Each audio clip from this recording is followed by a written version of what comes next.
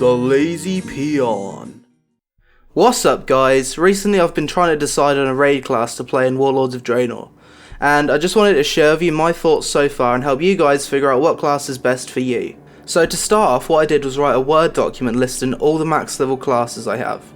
Luckily for me, I've got a capped character of each class, so I have a lot of choice. The next thing I did was decide whether or not I wanted to DPS, tank or heal, and after trying each of these roles, I decided that I have more fun playing as a DPS. This narrowed down my options to 23 possible specs. Then I wrote down a list of qualities that I wanted my raid class to have, and I decided I wanted a spec that has the following. Little to no downtime in my DPS rotation, a spec that doesn't rely heavily on RNG, the ability to attack whilst moving, I don't want any dot specs, I don't want any energy resource specs, so this rules out the rogue and the feral druid. I want something that has a unique flavour that I find cool, so this rules out the monk because I don't really find the monk very cool. And I don't want to play anything that I find boring, so this straight away rules out the hunter. So after applying these qualities to the 23 DPS specs, I was left with the following choices: an arms warrior, a ret pally, a destruction warlock, a frost DK and an elemental Shaymin. So next what I did was look at the class changes coming to these specs in Warlords of Draenor.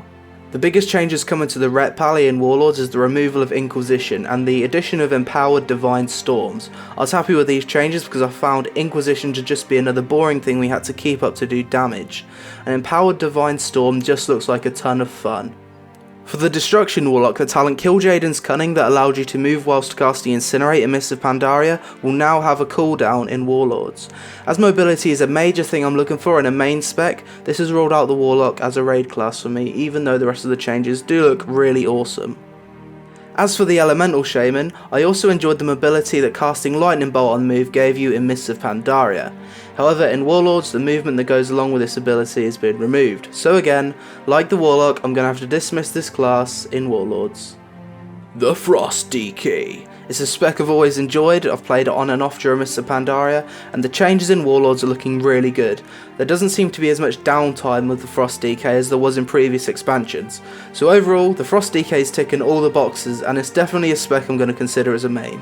The Arms Warrior. It's a class I loved during Mist of Pandaria for PvP. That being said, the Warrior's gone through a complete overhaul for Warlords of Draenor, with huge talent changes that seem to be very situational. Since the Warrior's gone through so much change, I can't really consider it as a main raid spec until I actually get into the Warlords of Draenor beta and see how it's playing. So right now it seems I'll either be playing a ret pally or a frost DK as a main raid spec in Warlords. I'm not 100% sure though because I haven't actually got in the beta and given them a try. So if you guys are stuck on deciding on a main spec to play for Warlords, just use the method I've just shown you to narrow down your options.